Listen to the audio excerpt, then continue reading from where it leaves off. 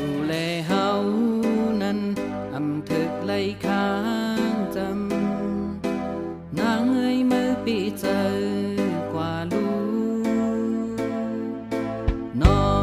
งเอ้ยอย่าไปให้นางเอ้ยนี่ว่าเป็นโวดกรรมเฮาซึ่งนั่นล่ะ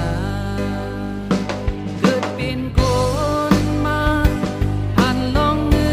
นคำมีต่างหากอันเดี๋ยวหนึ่งป่วยอยู่เพียงปอไลกาผ่านสู่เฮาย้อนนั้นจ้องที่วางปัน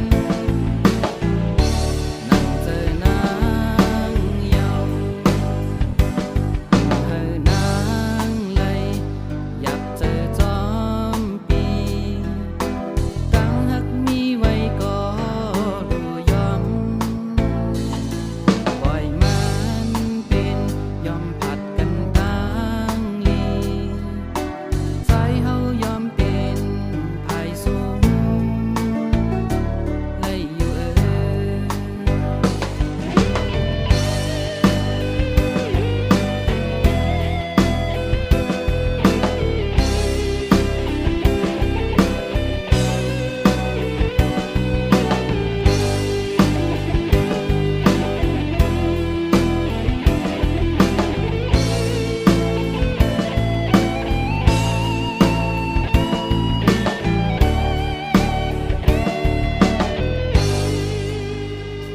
สู่แลเฮา